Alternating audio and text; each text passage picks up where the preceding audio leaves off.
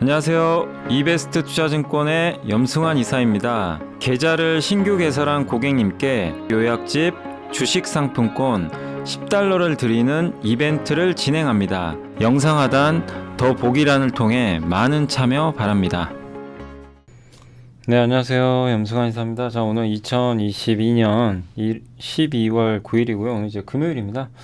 오늘 시장 함께 읽기 시작하겠습니다. 오늘 주식시장 일단 견조한 것 같아요. 다행히 좀 견조한데 2차 전지만 좀 안 좋은 것 같습니다. 근데 이제 장 끝나고 제가 바로 시황을 좀 설명해 드리고요. 오늘 이제 해드릴 내용은 일단 시황 기본 2년 재수 없으면 6년 이거 좀 궁금하시죠? 저도 읽어봤는데 좀 동의하는 편이고요. 그 다음에 하나솔루션, LX 일렉트릭, 파트론, 또 반도체, 네덜란드가 좀 왔다 갔다 하는 것 같고, 테크 공급과잉 풀기, 또 한전체 발행 이제 한도 확대 법안이 국회 부결됐는데 이게 이제 호재죠. 사실 한전한테. 왜냐면 그 전기요금 인상 가능성이 높아진 것 같고요. 그 외에 이제 오늘 공시 중에서는 오랜만에 좀 장내 매수가 좀 많았습니다. 미온홀딩스, 삼성전자, 자사주, 현대모비스. 이거 이제 어제 나왔던 거고요. HSD 엔진 공급 계약까지 해서 한번 말씀을 좀 드리겠습니다. 이게 뭐냐면 기본 2년이고 재수 없으면 6년 간다. 그러니까 어떤 내용이냐면은 지금 연말 연초까지는 지금 금리가 좀 완화되고 중국집 모멘텀 너무 좋죠. 그래서 오늘 막 중국 소비주 또 난리가 났어요. 홍콩 증시 강하고. 그러니까 시장의 중심이요. 2차 전지 같은 태조 이방원을 팔고 지금 올해 제일 안 좋았던 섹터가 어디예요? 중국 소비주죠. 일로 갈아타고 있어요. 그러니까 이번 주에도 들어와서 말씀을 드렸던 게 그 중국 소비주 쪽으로 이제 기관들 자금이 옮겨간다. 그럼 이게 단기간에 끝나진 않아요. 여전히 좀 남아있기 때문에. 그래서 어제는 좀 빠졌지만 오늘 또 한번 치고 가는데 여러분들이 투자하실 때 주의하셔야 될 거는 그걸 뒤늦게 쫓아가시면 또 물립니다. 그걸 꼭 염두에 두시고. 근데 여기 하이투자증권의 의견은 뭐냐면 단기적으로는 이제 그쪽이 맞긴 한데 이 국면이 지나면 결국엔 또 바뀐다. 그래서 미국 금리 인상 피벗 속도 조절과 중국 경기 회복 모멘텀은 내년 1분기, 1, 2분기 가면은 조금 이제 소진된다. 그 전에 끝날 수도 있어요. 중국이 본격적인 리오프닝은 아마 내년 3월 양해 이후로 할 것 같고요. 그러니까 이제 봄 정도 되면 좀 모멘텀이 가라앉겠죠. 또 미국 경기 침체 여부도 그때쯤 가면 명확해질 것 같은데, 근데 이런 거랑 별개로 장기적으로는 미국이 리쇼어링을 하거든요. 리쇼어링은 뭐죠? 미국이 이게 사실 말이 안 되는 건데 인건비가 비싼데 그냥 미국이 공장을 지으란 얘기예요. 미국의 국민들은 좋죠. 일자리 늘어나니까. 그래서 미국 국민들이 캐스팅 보드를 지고 있잖아요. 미국의 선거에. 그래서 리쇼어링을 또 원하고 있고, 정부는 그거 따라서 하고 있고, 기업들은 싫어도 가야 됩니다. 미국이 하라면 해야 되는 거죠. 지금 분위기가. 거기에 시장이 있으니까. 그래서 이는 어쩌면 희대의 자본 미스 얼로케이션, 잘못된 배분이다. 그러니까 돈이라는 거는 그 효율적인 곳으로 흘러가거든요. 그러니까 비용이 싼 데를 찾아서 가는데 그게 신흥국이었죠. 이게 끝나버렸어요. 그러니까 TSMC가 미국에 공장 짓거든요. 400억 달러. TSMC 입장에서 보면 짜증날 거예요. 왜? 미국 그 비싼 돈 주고 미국에 공장 지어야 되니까. 그 기업 입장에서. 근데 말을 안 들을 수는 없어요. 지금. 그러니까 이제 그런 비용 상승을 다 촉발합니다. 이 흐름이 당장 끝날까요? 안 끝나죠. 그리고 어제 그 서병수 연구원님 보고서 설명해드렸죠. 그리고 대신증권의 피팅, 2차 전지, 장비, 통신 장비, 그리고 미국에서 2개 기업. 이 기업들이 왜 좋은지 지금. 다 이런 이제 리쇼어링 수혜주죠. 미국이 돈 풀고 공장 지을 때 수혜받는. 이게 다 연결되죠. 지금 보시면. 그러니까 이거는 큰 사이클이에요. 그래서 여러분들이 투자를 하실 때는 이런 사이클을 올라타시는 게 좋습니다. 이게 언젠간 끝나요. 왜냐면 이거는 비효율적이기 때문에 언젠가는 정책이 바뀌어버릴 수도 있습니다. 보조금 줄여버릴 수도 있고. 근데 당장은 아니라는 거죠. 그리고 여기에 또 명분 중에 하나가 중국을 배제하는 거죠. 미국이 공장 지어 리쇼어링. 또 한 가지 뭐죠? 중국은 오지 마. 그래서 우리나라가 수혜를 받는 이제 그 그림을 저도 이제 계속 반복적으로 말씀드리는 거고요. 근데 이제 여기서 했던 얘기 뭐냐면 적어도 다음 대선까지는 이대로 간다. 다음 대선은 언제죠? 2년 후에 있죠. 그때 바이든 대통령이 또 재선될지 모르지만 그때까지는 가죠 무조건. 그죠? 그럼 이건 당연한 거고. 그러면 그 대선에서 또 이런 공약에 찬성하는 후보가 당선이 됐다. 다음에. 그럼 또 4년 또 가요. 그럼 6년 가는 겁니다. 최대 6년짜리 사이클이라는 얘기예요. 그 얘기라는 거죠. 그러니까 기업들 입장에서는 비용 부담 크지만 안 갈 수는 없고. 그래서 지금 최근에 전기장치, 굴착기계 이런 자본재수 얼마 전에 뭐 두산 마켓이 폭락을 했지만 수급 이슈 때문에 근데 펀더멘탈과는 상관이 없거든요. 이런 관련 기업이죠. 그리고 굴착기계 하면 뭐가 떠오르세요? 그 비츠로시스 기억나세요? 맞나? 아 비츠로셀 시스 말고 죄송합니다. 그 1차 전지 만드는 기업 있죠. 비츠로셀이라고 그게 뭐 있죠? 그 굴착기나 무기나 아니면 원격 검침기 있죠. 거기 들어가는 그 스마트 미터기나 여기 1차 전지 들어가잖아요. 뭐 그런 것들. 미국 비중 높고. 그냥 이제 갑자기 떠올라서 이제 저도 생각나서 말씀드리는 건데 그런 기업들 찾아보세요. 몇 개 있을 거예요, 또. 미국 비중이 높으면서도 저런 자본재 투자가 늘어날 때 수혜를 받는 리쇼어링. 그래서 워런 버핏이 대만의 TSMC 일본의 상사 주식을 주목하지만 매입하지만 미국에선 옥시덴탈 사거든요. 에너지 기업. 그러니까 에너지 기업을 산다는 건 에너지 투자가 많이 일어나고 괜찮게 보는 거고요. 저 옥시덴탈을 천연가스 탐사하고 돈 버는 회사로 알고 있거든요. 그럼 이것도 피팅 업체들한테도 연결이 되겠죠. 단 이제 이런 아이디어가 올해 좀 불거지면서 좀 올랐었어요 그동안. 그러니까 이제 오늘은 빠지죠. 막 2차전지. 그건 뭐죠? 내가 원하는 가격대를 설정해 놓고 지금 당분간은 소비재가 강할 것 같아요. 중국 이쪽으로. 그러면은 중국 소비재 물려 계셨던 분들은 지금 막 좋잖아요. 비중을 줄여 나가야죠. 좋은 가격에서. 그리고 옮겨가야죠. 지금은 기존 주도주는 급나가니까. 이런 전략을 한번 고민을 해보시면 좋을 것 같아요. 어차피 승부는 이쪽에서 보셔야 됩니다. 중국 소비주가 구조적 성장은 아니거든요. 뭐 인터넷, 네이버, 카카오 마찬가지고요. 구조적 성장은 아니에요.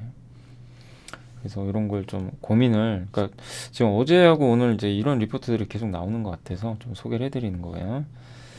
그리고 자본재, 요게 이 뭐죠? 네이비색이죠. 예, 남색이라 그러죠. 요 색이 요게 올라가죠. 이게 자본재고 이 주황색 선이 꺾이죠. 이건 소비재입니다. 확실히. 그리고 노동비용 지수 이렇게 올라가요. 근데 저렇게 비싼데도 어쩔 수 없어요. 미국 정책이 그러니까. 그리고 하나솔루션 IBK 이동연구원이 목표주가 68,000원이고 그러니까 태양광 회사도 장기적으로 좋은 거죠. 미국이 리쇼링 하는데 미국에 공장 지어라. 세액 공제 해주겠다. 단 중국 너넨 오지마. 그리고 동남아에서 우회 수출해 중국 오지마. 하나솔루션 너는 와도 돼. 이거잖아요. 최근에 관세 면제 부과받았잖아요. 미국에 공장 짓고 있고. 근데 요새 좀 빠져요. 근데 그때도 한번 제가 설명해드렸지만 하나솔루션 많이 올랐어요. 좀 쉬어야죠, 당연히. 그래서 비싸게 사지 마시라는 거예요, 절대적으로. 내가 놓쳤으면 기다리면 꼭 내려와요. 그걸 꼭 훈련을 해주시면 좋을 것 같고 방향성은 맞죠. 수익성 높은 미국형 판매 증가할 거고 내년 실적도 좋을 것 같고요. 또 기술력도 좋아요. 효율성 높은 그 태양광도 만들고 있고 미국의 공장을 증설하고요.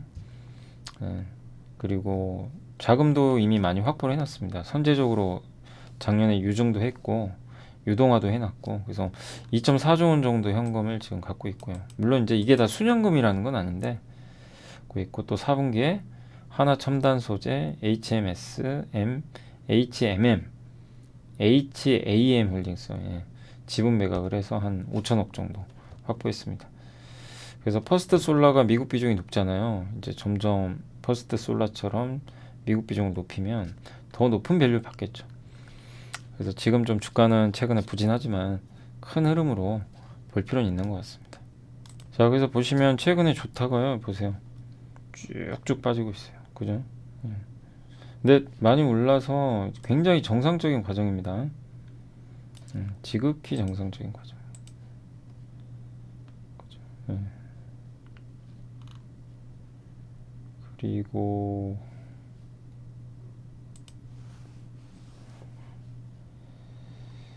요게 분기 보고서. 예, 잠시만요.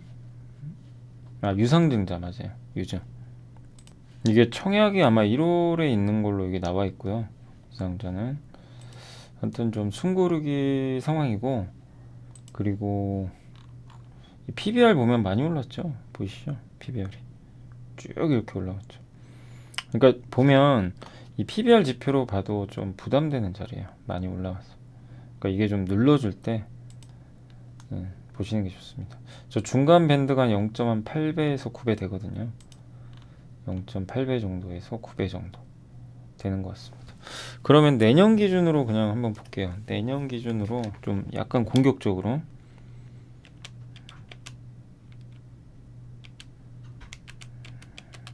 중간 정도면 딱 좋죠. 중간 미치면 46,000원이에요. 내년 기준으로 BPS 46,000원 깨지면 조금 나는 좀 보수적으로 하겠다. 그러면 42,000원. 그러니까 6,000원 아니면 42,000원인데 그 중간이면 얼마죠? 44,000원이죠. 요게요. 요 레벨. 최대 여기 42,000원까지 염두에 두시고. 제가 BPS 계산해 보니까. 그래서 뭐 지금 급하게 할 필요는 없지만 이제 만약에 다음 주에 뭐 연말까지 쭉쭉쭉 밀려준다. 그럼 그동안 하나솔루션 좀 투자하고 싶었는데 진짜 기회가 없어서 너무 올라서 또 너무 오른 거는 하지 말라고 하니까 기다리셨던 분들은 이제 한번 이제 인내한 만큼의 또 기회를 포착할 수 있는 거예요. 그래서 항상 말씀드리지만 이렇게 너무 올라갔을 땐 꼭 좀 조심을 해주세요. 기다리면 옵니다. 다만 이제 회사의 내용은 바뀐 건 없는데 지금 태조 이방호는 밀립니다. 왜? 중국 소비자한테 안 돼요. 당분간 지금 시장의 색깔 때문에 그래요. 염두에 두시고 LS 일렉트릭은 키움증권에서 보고서 나왔고 이것도 올해 좋았죠. 근데 이제 요즘엔 좀 부진하고 당연히 이쪽 태조 이방원 연관 섹터죠. 전력 인프라, 신재생 에너지. 지금 여전히 수주 잔고 늘고 있고요. 미국 텍사스주 파운드리 공장 전력 시스템 수주, 경주 연료전지 발전소 여기가 국내 최대 연료전지래요. 대만 카오슝시 도시철도 전력 시스템 이런 수주를 따냈고 그 다음에 요 국내 최대 규모 연료전지 발전소입니다. 경주 수주 잔고가 2.3조까지 일단 늘어났습니다. 내년 매출액 영업이익도 한 두 자릿수 가까이 증가할 것 같고요. 사상 최대 실적. 그 핵심은 글로벌 전력 인프라 투자가 늘어나는 거죠. 왜? 미국이 리쇼어링 하잖아요. 그러면 전력망 당연히 깔아야 됩니다. 이 회사도 수혜 주는 거죠. 어떻게 보면. 또 거기에 태양광 사업도 하니까. 그리고 중국 법인은 제로 코로나 정책이 완화되니까 중국도 살아날 거고 배당도 많이 늘린다고 합니다. 물론 이제 배당 수익률은 높지 않지만 그래도 전기전자 업종 내에서는 꽤 많은 편입니다. LS 일렉트릭의 수주 잔고가 보시면 이렇게 급격히 늘고 있고요. 뭐 역대급이죠. 그런데도 참 주가가 옛날만큼 가진 않아요. 그리고 옛날엔 여기 회색 있죠. 요게 뭐냐면 신재생 사업부입니다. 적자 났었어요. 지금 다 플러스죠. 그 배당 수익률도 전기전자 쪽에선 가장 높습니다. 그래서 LS 일렉트릭도 보면 과거보다 훨씬 기초 체력도 좋아지고 되게 괜찮죠. 단단한데 이게 월봉 차트 보시면요. 옛날보다 훨씬 좋거든요. 그죠? 근데도 주가가 안 갑니다. 무거워졌어요, 되게. 아무튼 그렇고 지금 PBR 기준으로는 충분히 매력적이죠. 절반 미치고. 그러니까 LS 일렉트릭은 이제 저 PBR 지표로 보면 충분히 투자가 가능한 영역이고요. 단 내가 좀 보수적으로 보겠다. 0.86배 정도 되니까 저게 밑에가 0.9배를 잡아도 되고요. 내년 기준으로 한 57,400원 곱하기 0.86배 49,300원입니다. 내년 기준으로. 그러니까 이거는 굉장히 보수적으로 온 거예요. 극도로 좀 보수적으로 봤을 때 여기 하단부 거기가 49,000원. 그러니까 5만원 깨지면 기회고 지금도 비싸다고 할 수는 없어요. 지금 저기 딱 절반 정도 밑에 있죠 아직도. 그래서 LX 일렉트릭도 뭐 구조적인 좀 성장이 기대된다. 주가도 비싸진 않고요. 단 이제 이런 섹터가 지금 갈 수 있는 장은 아니고요. 시장은 아무튼 지금 못난이 중국 소비주나 반도체나 그동안 못 올랐던 걸로 옮겨간다. 당분간 인터넷 게임도 괜찮고. 그래서 이제 이쪽은 좀 소외를 받는 상황입니다. 파트론은 오랜만에 보고서 나왔는데 KB의 이창민 연구원님이 목표주가 12,000원 제시했고요. 카메라만 있는 건 아니죠. 이 회사가 OEM 방식으로 이것저것 많이 만들고요. 그리고 스마트폰이 안 좋았죠. 근데 스마트폰 적어도 내년에는 올해보다 좀 좋을 것 같고, 또 카메라 모듈 그 비중이 조금씩은 좀 줄고 있는데, 여기서 전자담배 관련 매출이 270억까지 확대되고 있습니다. 그리고 자동차용 카메라도 지금 늘어나죠. 전자담배 이제 앞으로 1,000억까지 매출 늘 것 같고요. 카메라와 LED 모듈 같은 게 자동차에 들어가는 거 있거든요. 이것도 36%나 내년엔 1,500억까지 매출이 늘 걸로 전망합니다. 그러니까 회사가 좀 체질 개선하는 거죠. 그리고 파트론은 무엇보다 이제 물론 틀릴 수도 있어요. 저런 의견이. 그렇지만 이제 파트론의 장점은 그냥 싸다는 겁니다. 여기. 보이시죠? 여기 완전 밑에 가 있죠. 파트론. PBR 기준으로 0.9배 정도까지 떨어져 있어요. 그러니까 무엇보다 여기 주가가 요 밴드 밑에 있다는 거, 이게 가장 좀 매력적이다 라고 보시면 되겠습니다. 그리고 한국투자증권의 최민숙 박상수 연구원님은 반도체 이랬다가 저랬다가 왔다 갔다인데, 반도체 장비 수출 제한을 했잖아요. 미국이 야 너네 하지마, 중국에 수출하면 안돼. 그런데 네덜란드가 야 뭔 소리야, 우리가 알아서 할게. 한번 이제 대들었죠, 미국한테. 근데 무슨 일인지 또 뉴스가 또 나왔는데 대들다 한 대 맞은 것 같아요. 딱 보니까. 예, 네덜란드 정부가 대중국 반도체 장비 수출에 대한 제한 조치를 미국과 합의 중이라고 보도했습니다. 그러니까 미국이 다시 연락을 했겠죠. 야 너네 왜 그래? 말 들어. 예, 이거죠. 그래서 네덜란드 정부가 아직 결론 낸 건 아니에요. 근데 이제 미국이 저런 식으로 또 나온다면 미국 의견을 무시할 수는 없죠. 또 미국 네덜란드 EUV 공정에서 쓰이는 그 사이머라는 광원이 있어요. EUV. 그 광원이 미국 회사 겁니다. 그러니까 이제 미국 법에 의하면 해외 직접 생산 규칙법이 있거든요. 그러니까 네덜란드의 ASML이 EUV 장비를 만들었어도 거기 들어가는 그 기술이 10% 이상이 미국 거면 수출을 못해요. 그럼 법을 적용한다고 합니다. 예, 그래서 미국 기술이 적용됐거든요. EUV는. 그러니까 이제 수출이 안 되는 거죠. DUV 장비는 이제 자체적으로 하고 있는데, 이것도 지금 미국이 야 수출하지 마, DUV 장비까지도. DUV는 좀 사양이 낮아요. 그래서 ASML은 좀 타격이 불가피하지만 그래도 EUV 비중을 높였기 때문에 영향은 좀 제한적이지 않을까 이렇게 보고 있고, 새로운 또 장비도 지금 매출이 더해질 걸로 보는데, 이제 하이닉스가 문제죠. 하이닉스가 우시에 공장이 있으니까 여기에 EUV 장비 반입이 안 되잖아요. 그래서 원 A인가요? 원 알파인가? 아무튼 이제 그 방식으로 그러니까 이게 D램은요 10나노부터요 공정을 뭘로 하냐면 10나노, 9나노, 뭐 8나노 이렇게 얘기는 안 하고 1X, 1Y, 1Z, 1A 이런 식으로 가거든요. 1X가 제일 사양이 낮아요. 1Y, 1Z. 지금은 1Z가 절반입니다. 이게 최신 공정이에요. 현재는 이게 3세대 제품이고 1알파, 1A는 4세대. 요거는 EUV로 만들어요. 지금 저걸 만들려면 EUV 장비를 중국에 가져다가 만들어야 되는데 중국에는 반입이 안 됩니다. 지금. 그러면 한국의 뭐 청주 공장 같은 데서 만들어 가지고 우시에 보내야죠. EUV로 웨이퍼. 우리 반도체 공부했잖아요. 노광 장비 통해서 EUV 장비로 웨이퍼에다가 회로를 딱 입혀요. 그 나머지 이제 우시 공장에서 하는 거죠. 뭐 전공정, 후공정. 참고로 후공정 첫 번째 시간 내일 오전 10시에 올라갈 거니까 참고해 주시면 감사하겠습니다. 그래서 24년 이후로는 원 알파가 메인 공정이 될 텐데 EUV로 만들고요. 삼성도 지금 EUV로 하고 있죠.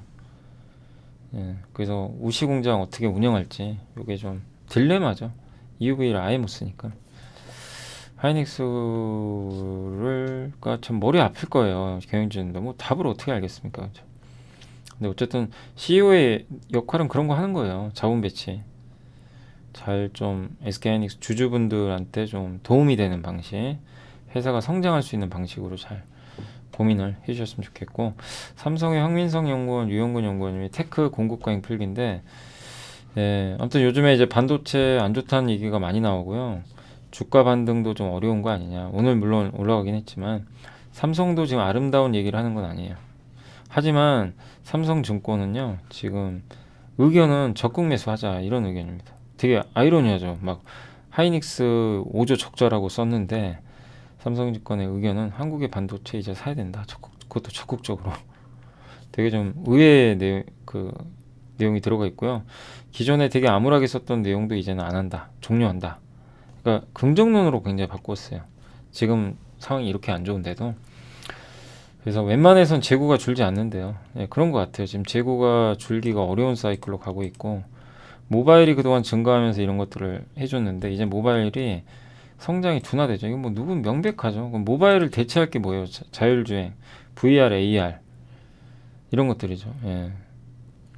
또 서버는 서버대로 있으니까 서버 제외하고, 뭐 아니면 로봇, 인공지능 이게 대체를 해야 되는데 아직 안 돼요. 모바일 수요를 대체할 제품이 없어요 아직. 당장.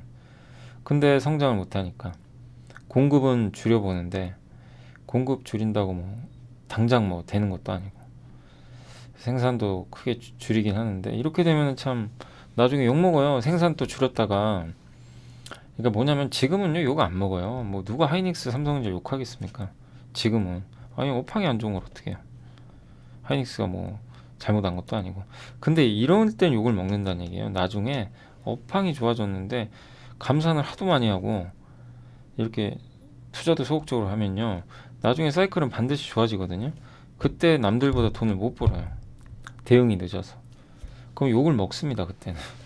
그러니까 참 어려운 거죠. 생산을 줄인다는 것도 만만한 건 아니에요. 근데 이제 마이크론과 하이닉스는 그렇게 하기로 했죠.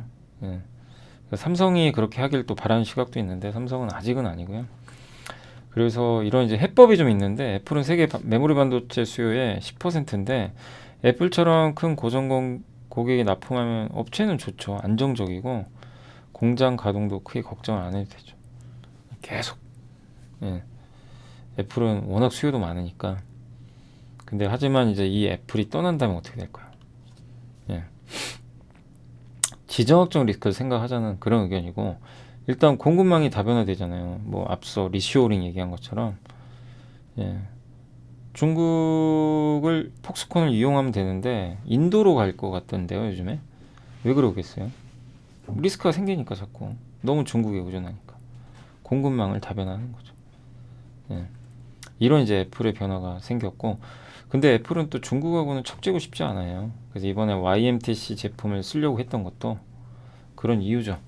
기술력도 있겠지만 중국과의 관계 개선도 하려고 하고, 또 중국인 CEO를 영입하려고 하는 것 같더라고요. 테슬라가 차기 CEO가. 이게 그러니까 미국 입장에서는 지금 말이 안 되는 거죠. 근데 왜 그럴까요? 왜 저렇게 애플과 테슬라는 중국과 친하게 지내려고 할까요? 시장이 있으니까. 너무나 큰 시장이 중국에 있습니다. 그리고 인건비 싸요. 제조도 싸요. 그러니까 중국에서 하면 여러모로 이익을 많이 얻는 거죠. 근데 이제 이런 것들을 미국 정부가 안 받아주면 뭐 방법은 없는 거죠. 중국에서 빠져나가야죠. 근데 제 생각엔 미국이 안 받아줄 것 같아요. 그래서 이 규제 때문에 YMTC는 이제 낸드 반도체를 여기 애플이 구매하는 건 좀 어려워졌지만, 그래도 계속해서 이런 것들을 조치를 후속타로 취하지 않을까 이렇게 보고 있는 것 같습니다. 아무튼 중국을 애플과 여기 테슬라는 포기를 못해요. 할 수가 없는 거죠. 너무 시장이 크기 때문에. 근데 미국의 견제가 막강해서 향후 상황을 좀 지켜봐야 되겠습니다. 그렇게 보시면 되겠고, 낸드 시장의 변수라고 있는데, 낸드에서 절반이 애플 쪽에 납품하는 회사가 키옥시아, 도시바입니다. 나머지가 하이닉스랑 마이크론, 삼성전자는 거의 없거든요. 낸드는 애플 영향이 없어요. 근데 지금 키옥시아가 돈이 없습니다. 감산도 했고, 그렇게 해서 재무 상황이 악화된 키옥시아에서 그 만약에 애플이 야 키옥시아보다는 좀 다변화해보자, 혹시 무슨 일 날지 모르니까, 그러면은 키옥시아는 이제 생산 더 줄일 수밖에 없고, 그리고 애플은 삼성전자에서 공급 받을 수도 있어요. 예. 그래서 이번 사이클이 지나가면 키옥시아가 빠진 부분을 우리 한국이 가져갈 수도 있다는 얘기 같아요. 이건 근데 어디까지나 우리의 생각일 뿐이고 그때 가봐야 되는데, 이런 변화도 나올 수 있다는 거죠. 왜냐, 애플이 언제까지 그냥 뭐 중국 이쪽에 너무 의존하고 또 TSMC에도 엄청나게 의존하잖아요. 이걸 영원히 가져갈 수는 없거든요. 결국 미국 내에 리쇼링을 할 거다. 그럴 때 우리나라 한국 기업들이 뭐 같이 갈 수도 있고 소부장 기업들이 갈 수도 있고, 그래서 예, 기존의 또 밸류체인 구조에서 낸드 쪽은 키옥시아가 도맡아 했는데 이게 균열이 갈 수도 있다는 거예요. 그러면 삼성은 거의 납품을 한 적이 없거든요. 삼성이 이제 오히려 납품할 수도 있는 거죠. 그런 식으로 좀 보시면 좋을 것 같습니다. 이런 내용들이에요. 그래서 뭐 결론은 아무튼 애플이란 대형 고객사를 우리나라 기업들이 또 확보를 하게 된다면 장기적으로는 좀 긍정적일 수 있다 보시고, 어쨌든 재고를 지금 줄이긴 되게 어렵고요. 당장은 공급망 다변화도 해야 되고, 그래서 결국엔 공급을 줄이는 수밖에 없고요. 그리고 중국은 아무튼 이제 미국이 배제하는 시나리오라 이 점은 긍정적으로 봐야 되지 않나 생각을 합니다. 일단 반도체 너무 어렵습니다. 의견들도 다양하고. 근데 저는 그거엔 동의해요. 내년 언제 줄지는 모르지만 지금은 싼 건 맞습니다. 피별 기준으로. 그래서 좋아지기 전에 투자를 해놓고 또 너무 좋다 그럴 땐 조심하는 그런 전략이 좀 필요하지 않을까라고 말씀을 드리겠습니다. 안녕하세요. 이베스트 투자증권의 염승환 이사입니다. 계좌를 신규 개설한 고객님께 요약집 주식 상품권 10달러를 드리는 이벤트를 진행합니다. 영상 하단 더보기란을 통해 많은 참여 바랍니다. 자, 그리고 이제 오늘은 좀 보고서 그렇게 많지는 않고요. 한전체 발행한도 확대 법안 국회 부결. 요게 뭐냐면 이제 한국전력이 이제 발행한도를 채권 발행할 수 있는 한도를 2배에서 5배까지 늘리는 이제 개정안이 국회 본회의에 제출이 됐는데 결국 부결이 좀 돼버렸고요. 그래서 이게 이제 이거를 제안했던 의원이 뭐 이렇게 해서 해결될 문제가 아니다. 이제 연료비를 전기요금에 반영하지 않아서 발생한 문제고, 이거 더 늘린다고 해봐야 회사채 돌려막기밖에 더 되냐. 그리고 자꾸 한전이 회사채 발행하면 채권 시장에 뭐 영향을 안 좋게 줄 수 있죠. 예. 그래서 이제 그런 논리 때문에 반대를 했고, 이걸 해결하는 거는 킬로와트당 60원. 근데 이제 이렇게 됐을 때는 한전이 흑자전환 가능해요. 바로. 근데 문제는 60원을 올리게 되면 많은 또 국민이나 기업들이 이 비용을 내야 되거든요. 그러니까 이게 쉽진 않죠. 누군가는 또 희생을 해야 되거든요. 그러니까 지금은 한전이 희생을 많이 했죠. 사실 전기요금을 많이 올리는 게 맞는 거죠. 정상적이었으면. 그동안 워낙 또 에너지 가격이 많이 올랐기 때문에. 근데 이제 안 올렸죠. 못 올리겠죠, 정부가. 그래서 그 혜택을 뭐 당연히 정부나 그러니까 기업들도 받았는데, 이게 이제 반대가 될 수도 있는 건데 아직 결론은 안 났고 내년 봄까지 해서 다시 한번 이걸 처리한다고 합니다. 그래서 한전체 발행 관련한 이 법안이 또 다시 통과될 수도 있어요, 나중에 합의에 따라서. 그래서 요거는 조금 지켜보시면 좋겠습니다. 아무튼 한전한테는 되게 좋은, 이거는 뭐 호재로 좀 작용하는 것 같아요. 자, 그리고 이제 이거는 뭐냐면 이창용 총재가 좀 인터뷰한 게 있어가지고 이제 얘기한 게 있어가지고 요건 한번 제가 보여드릴게요. 내용이 조금 괜찮은 것 같아서. 그러니까 뭐라고 했냐면, 이창용 그 한은 총재가 그 반도체 가격이 회복된 내년 하반기부터는 경제가 좀 반등할 것 같다, 이렇게 좀 언급을 하셨어요. 그 부동산 위기론이 요새 있잖아요. 근데 그거는 너무 과장된 것 같다, 이렇게 얘기를 했고, 국회 최고의 경제금융과정이 연사로 나서서 이제 얘기를 했는데, 환율이 1,400원 넘어갈 때 외환위기처럼 넘어진다는 걱정이 아니라고 예전에 했고요. 결국 문제없이 내려오지 않았냐. 그리고 세계 경제가 어려우니 우리나라만 2, 3% 성장을 하긴 어렵지만 큰 위기는 아니다. 다 같이 관리 가능한 상황이다. 너무 비관적으로 보지 말자. 이런 내용을 계속 강조를 해줬어요, 실제로. 그리고 이 고물가 긴축, 중국의 성장 둔화, 미중 갈등, 러시아 우크라이나 전쟁, 에너지 가격 상승, 기후 변화 이런 것들을 좀 리스크 요인으로 좀 꼽아줬고, 예. 그리고 여전히 물가나 이런 거는 높은 수준 유지할 걸로 봤고요. 예. 성장도 크게 둔화될 것 같다. 이렇게 했는데 아무튼 또 오펙과 관련해서 또 러시아 제재 등과 관련해 불확실성도 아직은 크다. 예. 또 금리 정책과 관련해서 굉장히 힘들다. 성장률이 너무 떨어지면 또 수출이 안 되고 금리를 또 계속 물가만 보고 올리면은 경기에 또 문제가 생기고 그러니까 컨트롤하기가 쉽지 않다라고 언급을 해줬고요. 그래서 제일 좋은 건 물가 떨어지는 거죠. 물가 떨어져서 경제에 신경을 쓰면 또 좋은 건데 그거는 아직은 좀 쉽지 않은 상황이고요. 부동산과 관련해서는 세계 부동산 많이 떨어졌고, 예, 우리나라도 2, 3년간 많이 올랐었죠. 그러다 최근엔 좀 많이 떨어지고 있는데, 예, 그런다고 해서 PF 부도가 나거나 일각에서 우려하는 뭐 정말 엄청난 심각한 위기, 그 가능성은 별로 없다. 예, 너무 과장된 게 많은 것 같다. 이렇게 언급을 해요. 하는 총재가 직접 언급을 한 거예요. 예, 그래서 그리고 우리나라에서 제일 중요한 게 맞아 여기서 그러니까 확실히 경제를 잘 아시는 분은 맞는 것 같아요. 뭐냐면 반도체를 바로 찝어서 얘기하잖아요. 반도체 영향이 크다. 그러니까 요즘에 증시가 좀 부진했던 것도 사실 반도체 영향이 좀 크거든요.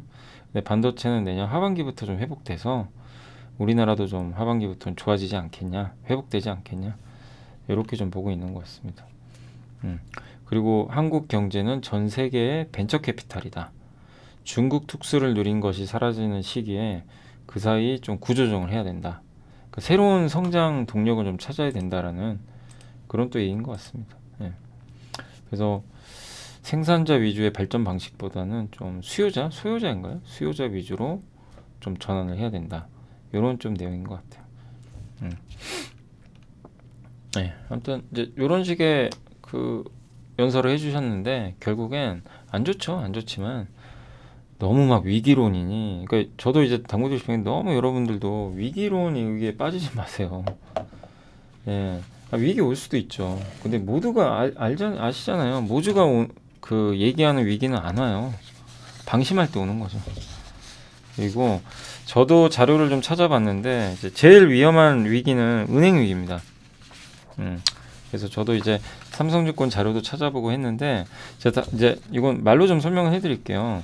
말씀드리고 싶은 요즘 뭐냐면 신용 리스크 있었잖아요. 영국이나 레고랜드로 우린 경험을 해봤잖아요. 그죠? 실제로. 예. 요건 그냥 말로 좀 설명해 드릴게요. 그러니까 이제 그 진짜 시스템 리스크는 우리 2008년 금융위기도 겪어보고 신용카드 2003년도 뭐 2년도에 신용카드 막 남발해가지고 그다음 IMF 때 한번 예. 그건 이제 기업 부채 다 뭐죠? 부채예요. 모든 건 부채에서 옵니다. 부채를 컨트롤 못할 때 IMF 때 기업이 부채로 망가졌죠.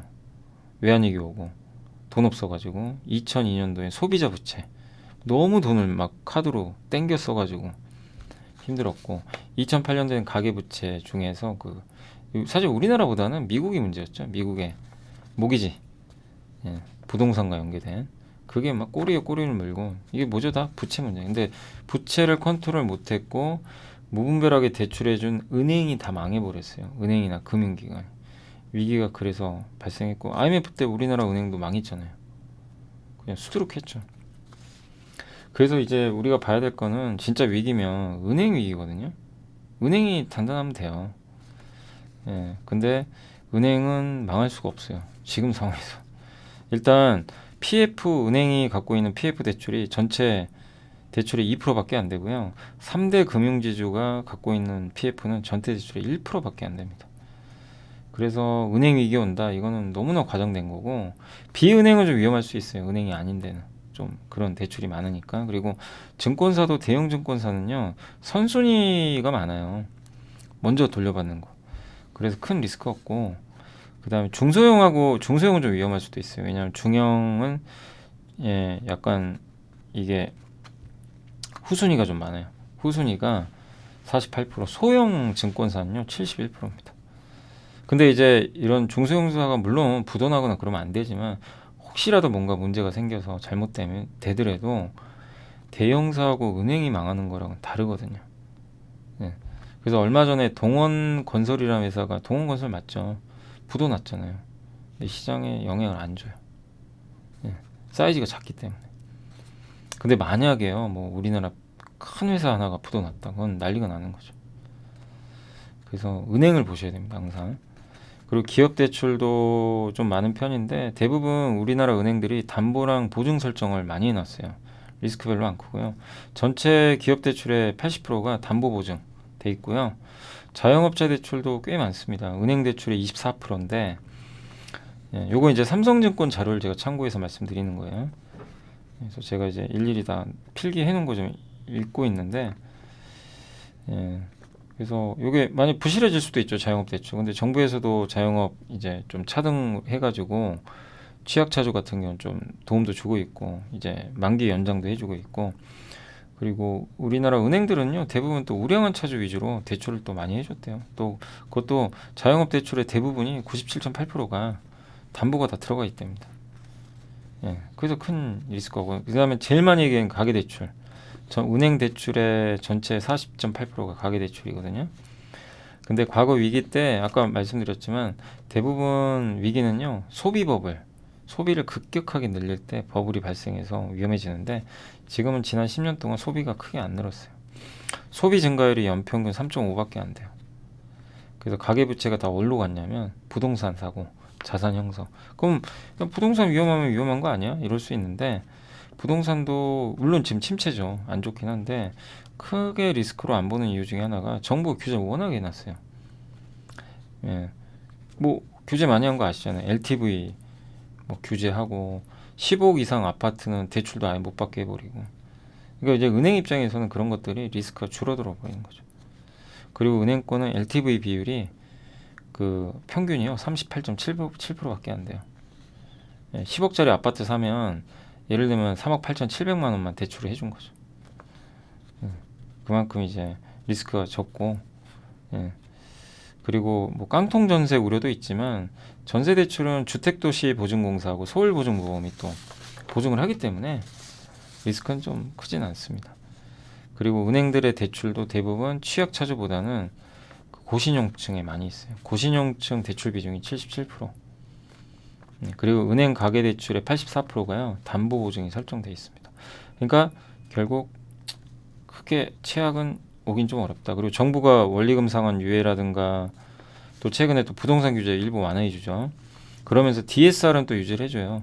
총 대출액 1억이 초과가 되면은 연간 원리금 상환액이 연소득의 40%를 넘으면은 대출을 안 해줍니다.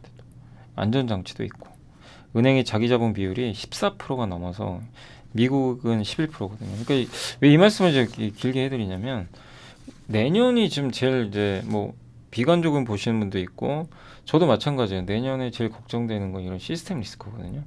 저는 개인적으로 경기 침체는 반영됐다고 봐요. 근데 시스템 리스크가 오면요 한번 더 빠지고요 저점 깰 수도 있어요. 2천 깨져요. 그래서 이제 이걸 면밀히 보는 건데, 그럼 시스템 리스크는 발생하려면 부채, 은행이 망해야 돼요. 이게 연결고리가.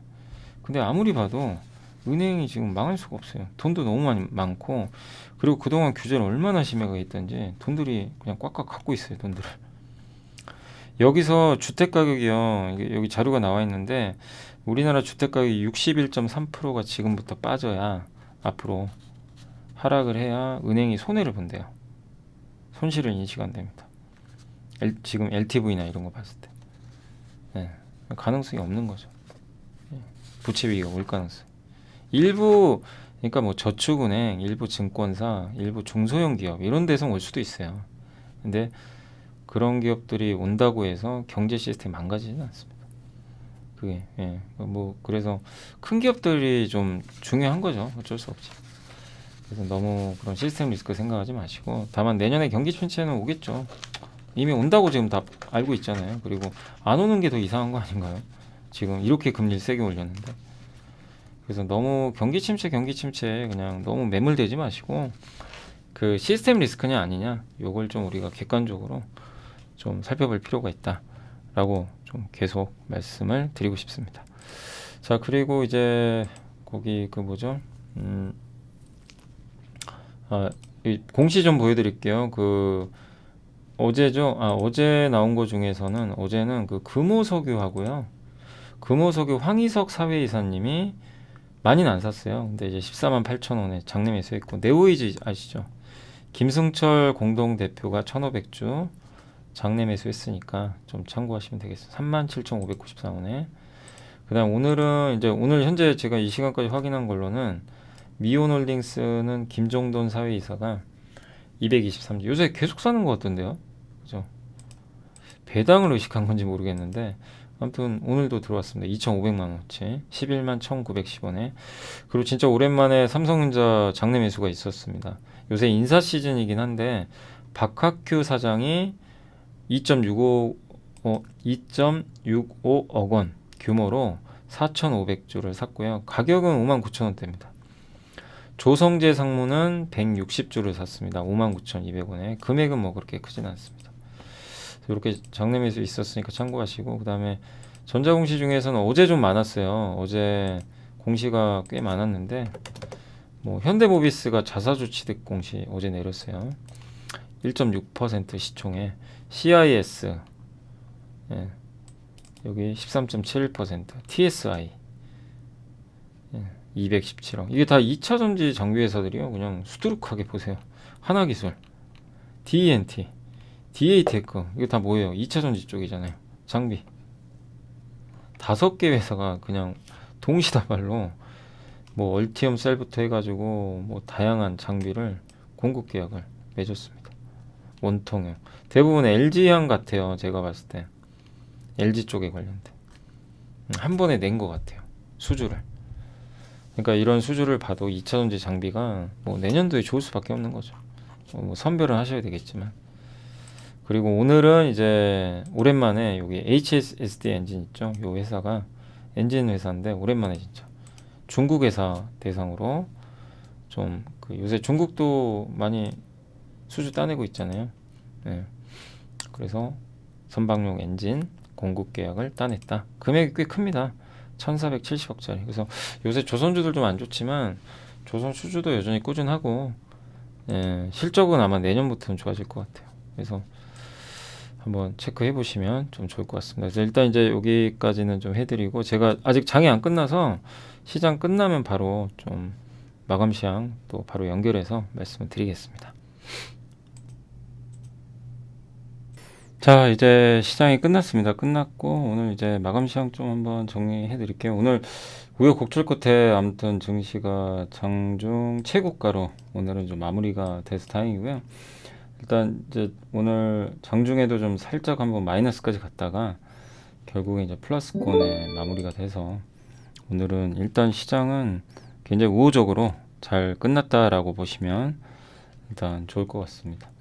오랜만에 좀 증시 분위기 좋았던 것 같아요. 근데 유일하게 안 좋은 섹터 하나 있죠. 그 2차 전지. 2차 전지는 오늘 울상이고 다른 섹터들은 이제 거의 다 급등하는 그런 양상이 나왔습니다.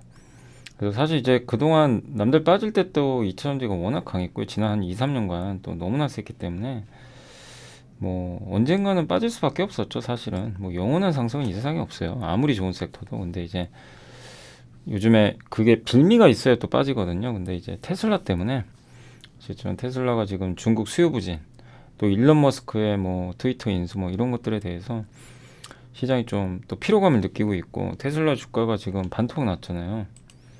테슬라가 잠시만 여기 해외 주식 보면 이게 테슬라 차트거든요. 이 월봉인데 여기서 지금 반토막이 더 났죠. 414달러에서 173달러니까 뭐 너무 많이 빠졌습니다. 그래서 이런 이제 그 테슬라의 주가 하락이 이제 2차 전지에도 좀 안 좋게 작용을 해서 오늘 2차 전지만 좀 안 좋았다 라고 보시면 되겠고, 오늘 외국인 기관은 주식을 좀 많이 샀습니다. 특히 기관이 금융투자가 좀 굉장히 공격적으로 샀고, 요즘에 연기금도 비중을 조금씩 늘려가고 있어서 좀 긍정적인 것 같아요. 그리고 외국인들 오늘 주로 산 건 전기전자 샀고, 운수장비, 자동차 조선이 좀 속해 있는데 이쪽을 좀 팔았고요. 의약품 또 화학 업종 위주로 좀 팔았습니다. 아마 화학은 LG화학 많이 판 것 같아요. 오늘 기관이 LG화학 엄청 팔았어요. 그러니까 2차 전지는 오늘 그냥 뭉탱이로 던져버리는.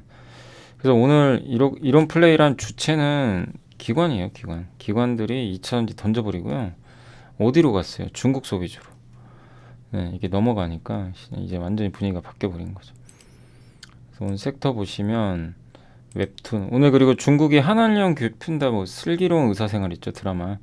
그게 중국의 OTT에 방영이 됐다고 합니다. 근데 이제 한중 정상회담이 처음이다 보니까 의미를 부여했던 것 같고, 다 이제 저는 또 말씀드리고 싶은 게 이런 콘텐츠주들이 급등을 했어요. 한한령 하루 이틀 있었던 일은 아닙니다. 점점 더 풀릴 수도 있는데 지금 뭐 하루에 보세요. 지금 CJ ENM이 16%. 예, 뭐 난리가 아닙니다. 예. 영상 콘텐츠 뭐 여기 키이스트, 스튜디오 드래곤. 근데 이게 어떻게 돼요? 이제 좀 비싸지잖아요. 또 이렇게 올라오면. 그죠, 여러분들. 그래서 얼마 전만 해도 막 스튜디오 드래곤 막 얼마까지 갔어? 6만 얼마 가가지고 막 또 질문들 많이 해주시더라고요. 근데 벌써 또 이렇게 올라와요. 근데 우울할 때 투자하는 게 맞고, 항상 말씀드리지만 방향이, 그러니까 요것만 보고 제가 말씀드리면 이때 실적이 뭐 그렇게 나쁜 건 아니었거든요. 근데 이때 장 안 좋았었고 실적이 나쁜 건 아닌데 여기였죠, 여기. 근데 다만 이제 기대 못 미친 데다가 이것도 애널리스트 평가가 별로 안 좋더라고요, 사실. 근데 방향은 맞죠. 그 드라마가 앞으로 당연히 더 많이 뭐 미국이나 유럽 또 중국도 언젠간 열릴 거고. 예. 근데 그런 방향을 믿는다면은 그냥 뭐 울상일 때 투자하는 게 맞고. 근데 지금은 보세요. 또 너무너무 급등하죠. 그럼 이러면 또 사람들이 흥분해요. 그럼 지금은 반대로 하셔야죠. 지금 흥분할 게 아니고 올라가면 이제 또 줄일 준비를 하셔야죠. 이게 트레이딩을 하세요. 이게 왜냐면 드라마 제작사도 주가가 싼 건 절대 아닙니다. 밸류가 비싸요, 되게. 네. 근데 이렇게 1년에 폭등하는 경우 별로 없어요. 근데 이럴 때는 투자를 하는 게 아니라 오히려 좀 줄여 나가야죠. 그리고 또 우는 흐름이 언젠간 또 나와요. 이렇게. 그럴 때 또 투자 들어가시고. 꼭 그렇게만 하시면 성공해요. 예. 근데 이제 대부분 반대로 하시죠. 이게 또 저런 거 보면 막 사고 싶고, 뭐 이렇게 막 급등하니까 쇼박스 뭐 해가지고. 그러니까 중국 그러니까 중국 한한령 규제 이슈 풀리면서 간다고 하는데 조심을 하는 게 좋죠, 지금. 예. 흥분할 게 아니라.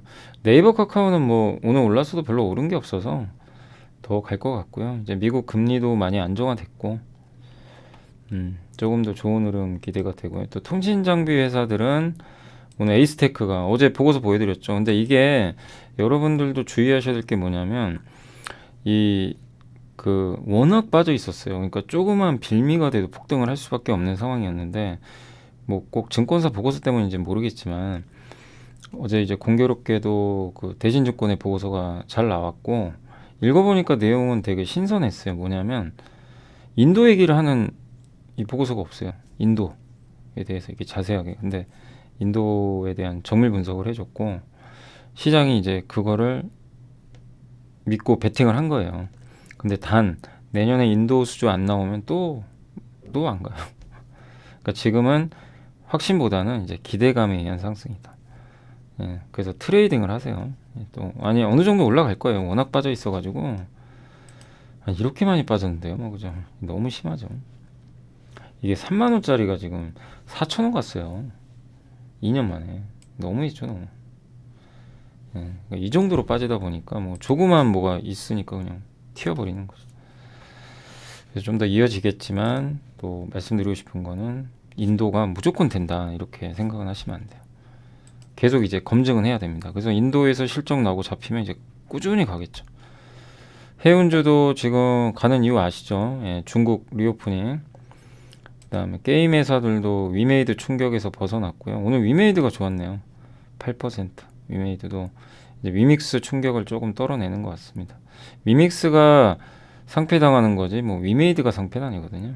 네, 다만 옛날 같은 밸류를 받기는 쉽진 않죠. 예, 이미 좀 신뢰를 좀 많이 상실하다 보니까 그 점은 염두에 두시고, 어쨌든 오늘 게임주들은 넷마블 빼고는 대체적으로는 좋았던 것 같습니다. 그리고 오늘 이제 연말 배당, 항상 이 보면요, 배당 앞두고 꼭 올라요. 근데 미리미리 투자해놔야 돼요. 은행주도 아시죠? 예, 미리미리 투자해놓고 이 분할로 내려올 때, 그러니까 은행주도요 재밌는 게 사이클이 있어요. 이렇게 오르면요 하지 마시고 항상 그래요. 저도 이제 관찰한 결과론 반드시 한 번씩 급락 나요. 무슨 일이 있어도 올라갔다 보세요. 눌러주죠. 희한하죠.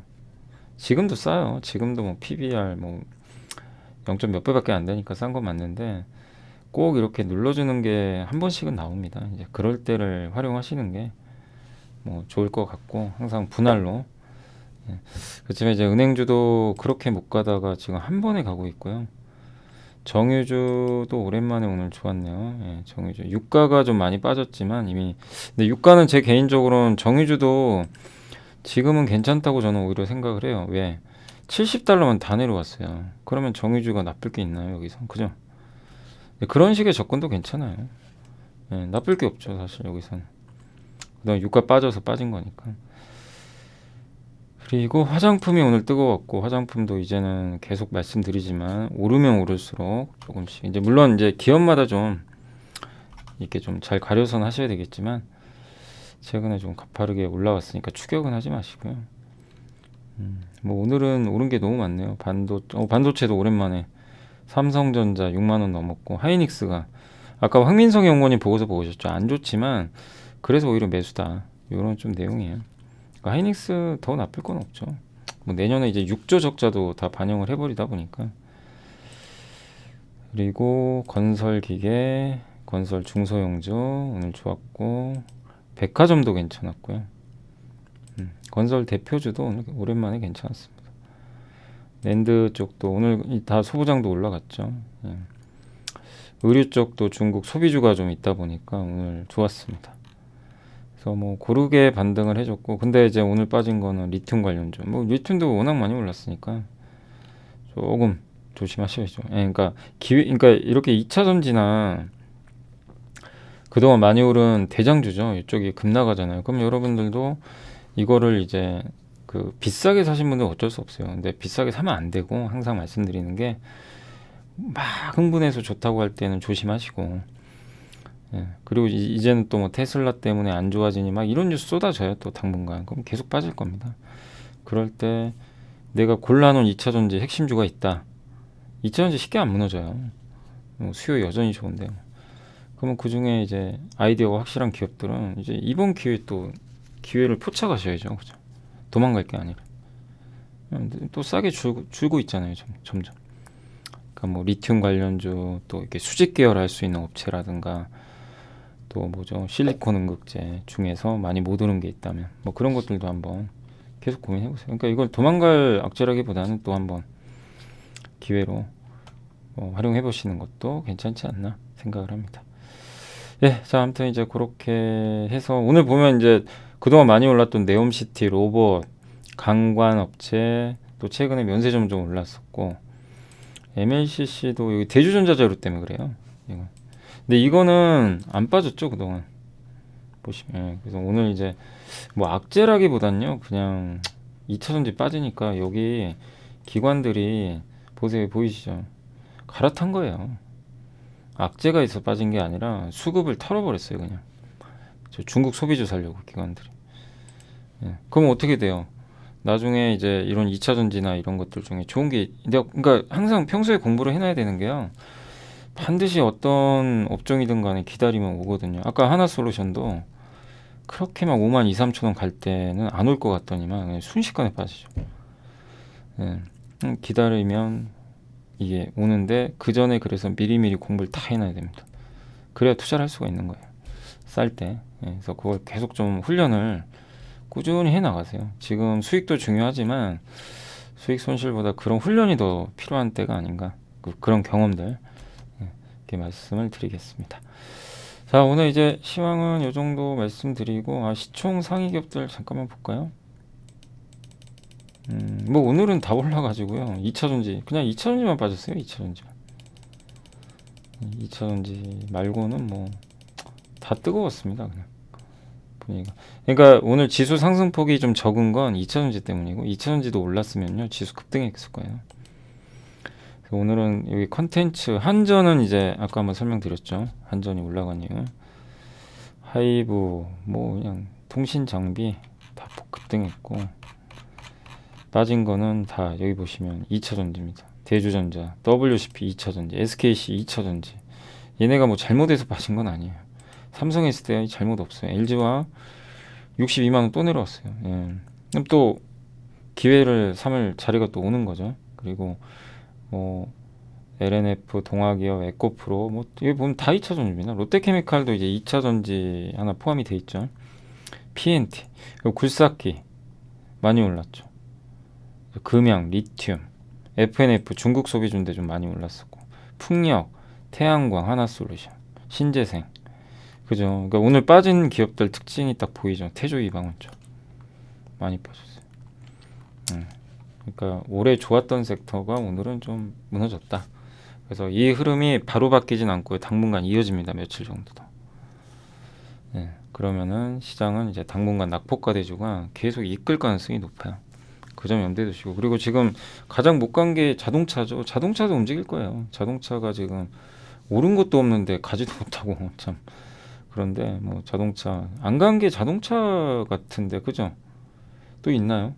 제가 아무리 찾아봐도 지금 유일하게 안 간 섹터가 자동차밖에 없는 것 같은데, 예, 아무튼 그런 기업들도 한 번은 뭐 순환매 차원에서라도 좀 움직여주지 않을까 생각을 합니다. 자, 아무튼 이번 한 주간 너무나 힘들었는데 고생들 많이 하셨고요. 네, 네. 내일은 이제 반도체 하나 찍어놨고요. 그 함께 배우기 거기 반도체 한번 보시고, 후공정, 예, 후공정 찍어놨으니까. 아무튼 그리고 오늘도 어제 오늘 여러분들 머릿속에 아마 그게 많이 기억이 남으실 거예요. 미국이 리쇼링한다. 제조업을 야 미국에 공장 지어라 이거잖아요. 거기 기업들을 좀 잘 찾아보세요. 거기 관련된 설비 투자. 예. 뭐 미국만 하는 건 아닙니다. 인도도 지금 투자할 거고 유럽도 그렇게 할 거고. 예. 그럼 그 가장 중요한 건 그런 핵심 중간재를 만드는 기술력 있는 기업들을 계속 좀 잘 고민해야 될 것 같고, 그런 데서 큰 뭐 수익을 창출할 수 있는 주도주가 나오지 않을까 싶고, 그 대표적인 게 사실 2차전지였어요. 그동안은. 근데 2차전지 너무 올랐으니까 2차전지가 옛날처럼 오르기는 어렵죠, 당연히. 근데 2차전지에서 못 오른 게 있다면 그런 걸 찾아보는 거고, 다른 섹터에서도 꾸준하게 한번 고민을 해봐야 될 것 같습니다. 자, 오늘 고생하셨고, 저는 예, 이번 주 토요일은 저기 3프로 멤버십 좀 강연회가 있어가지고 거기 가서 대구 분들하고 그 어디죠, 그 광주 분들 이제 만나서 강연회 하고, 아 그리고 제가 다음 주 토요일 날 오후 1시인가 아마 그럴 거예요. 조선일보에서 하는 재테크 박람회가 있어요. 다음 주 토요일 날. 다음 주 토요일입니다.